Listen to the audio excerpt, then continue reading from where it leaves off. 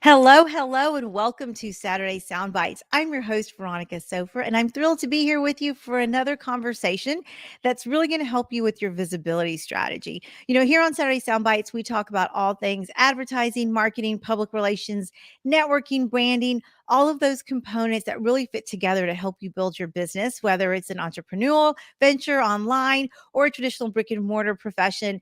We've got great tips and strategies that are going to help you put it all together. And a lot of that work starts with understanding how you process and how you work best and honoring that. And so I've got a guest today that's really going to dive into that space, especially for your introverts, to get some strategies. But before we get started, let's take care of some housekeeping. If you are listening on the podcast, make sure you hit subscribe. We don't want you to miss any episodes of Saturday Soundbites on your favorite podcast platform. If you're watching on Facebook or on YouTube, make sure you drop some comments so my guests and I can go back and connect. We will go ahead and get this conversation started by inviting Jen Jones up to the stage. Hello, how are you? Good. How are you? I'm fantastic. And I'm very excited about our conversation today because I think a lot of listeners are going to get some great value. So, Jen, you are an introvert entrepreneur. And I don't really know what that means. So I want you to kind of share with our audience what it is you do and how you got there. All right. Well, that's what I was like. Well, I'm going to have to tell a little story first. Yeah. So, I had always described myself as an ambivert because I was always out there networking and really connecting with people. And as I got older and really dug into going to more networking events, I kept hearing people say, "Oh my gosh, I see you everywhere. I hate networking. I hate getting out, coming and talking with people. I really just want to stay in my office or stay at home." And I'm like, geez, like it just seems weird that, people who are showing up really don't want to be here. Right. And so it took me quite a while of like getting to know and hearing this over and over again to realize that the people that were coming up to me were introverts. And typically where I'm networking, it's with other entrepreneurs. And I had to sit back and think because I identified as an ambivert, which really is just someone who can get out there and talk to people, actually enjoying sometimes, those big groups and definitely the smaller groups. And then coming home and being able to rejuvenate on my own. So that's where I get my energy. I get my energy from going inward. Extroverts get their energy from going outward and being with other people. That's how they get their energy. So, as an introverted entrepreneur, which didn't happen until early 2020 as we headed into the pandemic, was oh my gosh, like I'm an introvert and I keep saying I'm an ambivert. And I realized that I think I was saying ambivert because I didn't want to identify as an introvert because in our culture, it is very extrovert based. And if you think about when you think about an introvert, you think of shy, weak, someone who, really shouldn't be in business. Those are, just some of the things that people think about when they hear introvert, never mind introverted entrepreneur. And so that's where Connect and Elevate really birthed into being a place to come together as introverts and be coached in bringing you through the skills, looking at your introverted gifts, and how can you run your business on deep, meaningful relationships. So that's where it all came from. Yeah, that's fascinating. And I love that there was reflection inside of that and ownership in how it is you showed up. Because I think you're right. I think in our culture, extroverts are celebrated and maybe they might come across as much more courageous or more bold when that isn't necessarily the case. It's just the way society has kind of categorized our skill sets. Correct. Yeah. So tell me a little bit about what an introvert might struggle with, especially in the online space. Because as you were talking, it occurred to me that the people that I think identify as introverts still show up boldly in their businesses. And I'd love your perspective on that. Yeah, so there are introverts that are amazing leaders and are amazing business owners. So someone who can, those are what I call introvert gifts is, we as introverts can be leaders and we can be successful entrepreneurs. We just have to We have to take a different path. So, for one, and probably the number one thing that I talk about with my introverted entrepreneurs is energy. So, although we can go to networking events that are a couple of hours long on Zoom, and some introverts actually prefer to be on Zoom, they don't want to go back to going into, in person. But for the most part, it can be really difficult, even for myself, to spend 2 hours on Zoom during a networking event, even if I know people. It's a long time. And especially if it's in the evening and I haven't paid attention to my energy level, I could be going into that meeting and I'm on red, like your cell phone, it gets to red. And I haven't taken the time to get that to, 90, 100%. So then I'm drained when I'm going in there. So I'm not even showing up in my best self.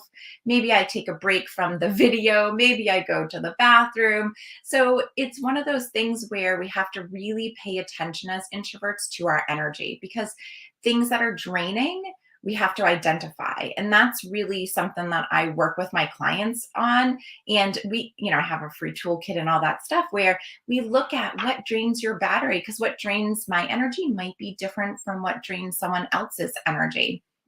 But once we can identify that, Mhm. then we can go through and figure out, okay, do I need a full charge or do I just need a mini charge to sort of get through the rest of the day? So I'm going to go with, my last answer is energy awareness is the biggest thing to pay attention to. I love that, and I love the phone analogy. Talk to me about what it looks like when you need to recharge, because you talked about small bits of time, big bits of time. What does that look like for the average person?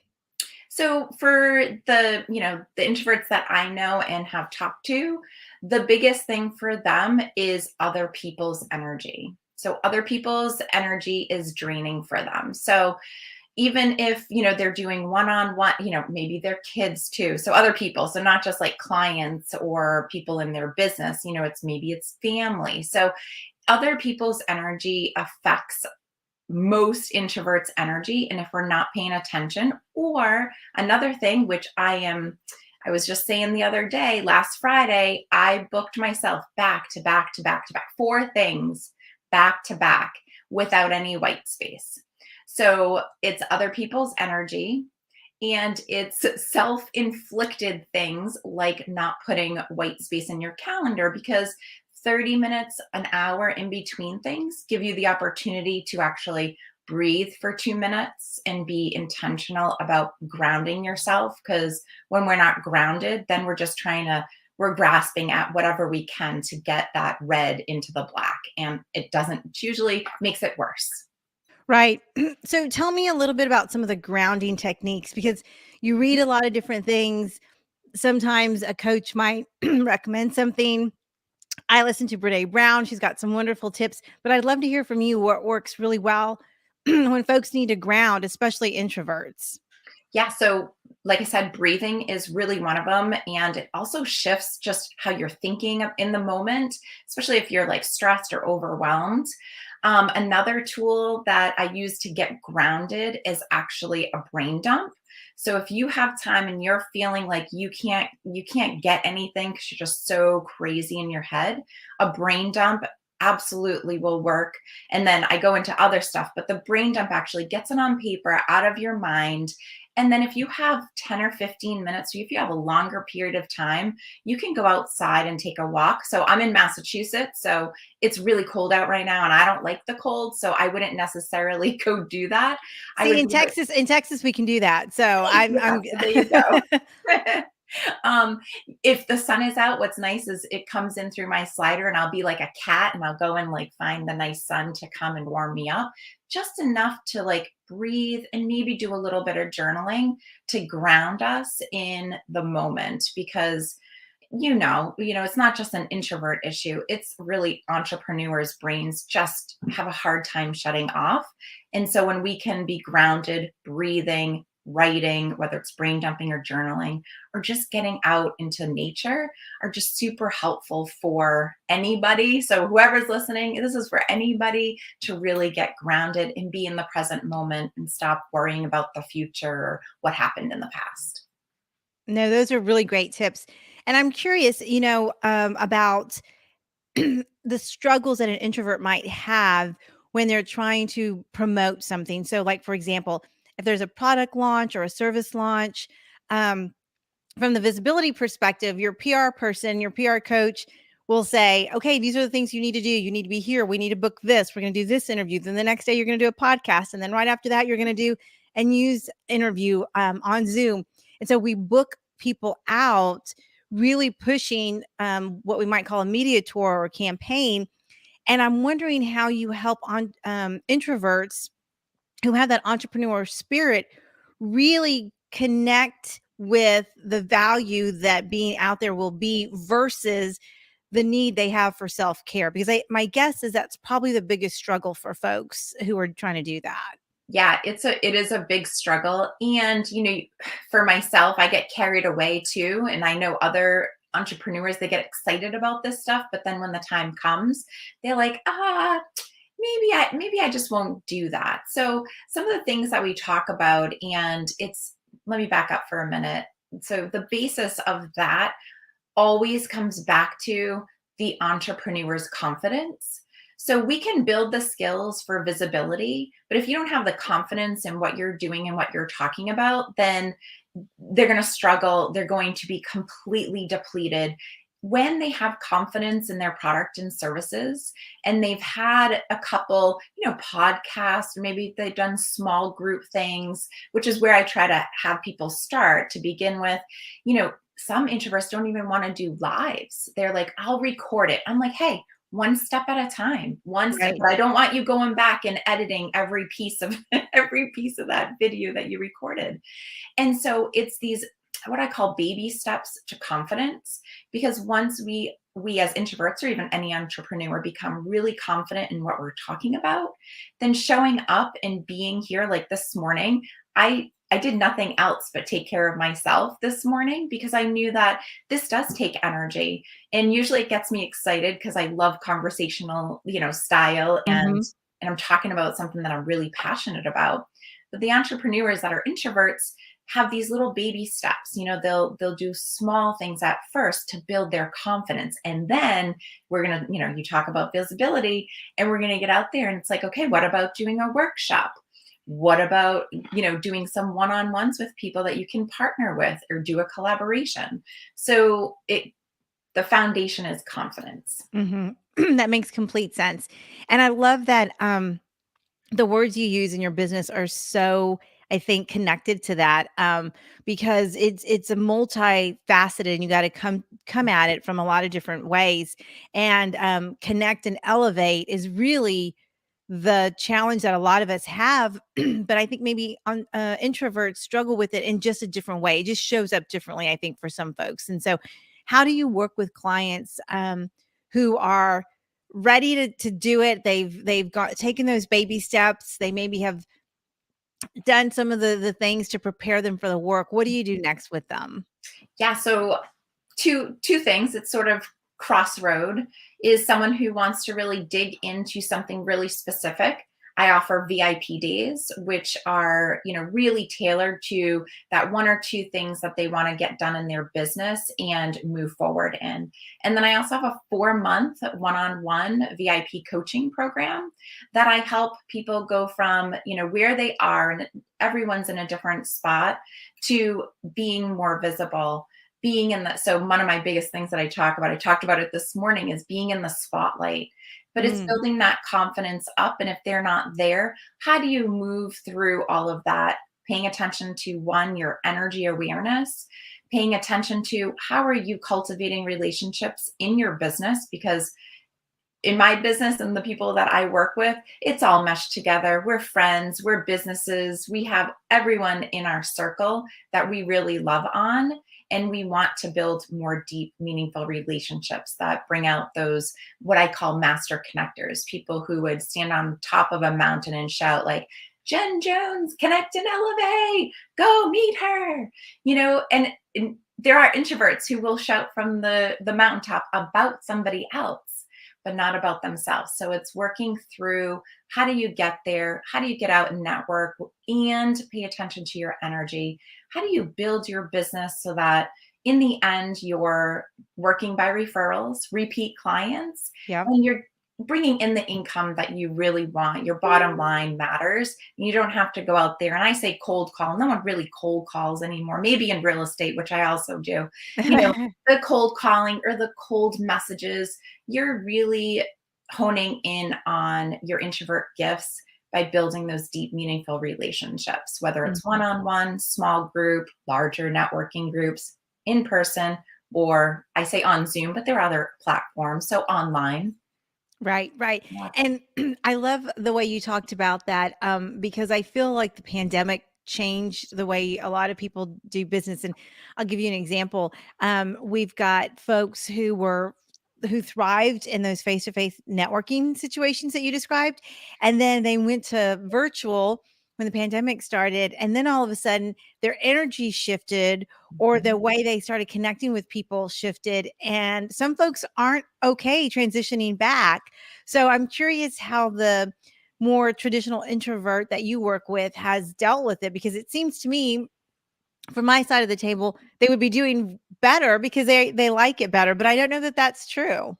So, you know what? There's two groups here, and they're probably pretty equal. So, you have the people who are like, please, I never want to go back in person. Well, maybe one on one coffees, but otherwise, I love being online. It's the best thing ever. And then you have other people, which I fell into this category for a little while, which was if I have to go on one more Zoom call, I'm going to like, it's dreadful. And then I started doing one-on-one coffees. It was in September. It was when things sort of were like, oh, the kids are back to school. Let's go and have coffee. And that was so energizing. I left those one-on-one meetings going, I'm never going back on Zoom. And so here we are. You have these two people, or these two groups of people, one who are going online, one who really want to thrive on in person. And ultimately, what people are doing right now, because they're either exhausted or they're thriving, is they're looking at where is my energy and time going to be best spent, because they've just spent the last year or two getting to know everyone and anyone and being in like 30 different groups to wait a minute, I need to run my business too. And so, Right. what groups bring the most value to me and that I can bring to them? And so, I'm doing that with a lot of my clients right now, is evaluating as we're in the new year, where are we networking? And is that in person or on Zoom? And it's usually what I'll call hybrid. You know, Mhm. it's a little bit of both, but it's a lot more one-on-ones. People want to connect more one-on-one than they do even in small groups right now. Mhm. Yeah, and I think I fall into that category too, because there was a time when the Zoom fatigue was real, and, I really just wanted to physically be in people's space, and then when we started opening up, I got a lot of energy from it, and then I appreciated the benefits of connecting on Zoom, and most of it is time, right? Because you can connect with more people and create more opportunities, especially if geography is an issue for folks. So I'm assuming your business is pretty widespread across the country. Yes. Yep. I even have people in the UK. So it's definitely widespread. And so Zoom works really well.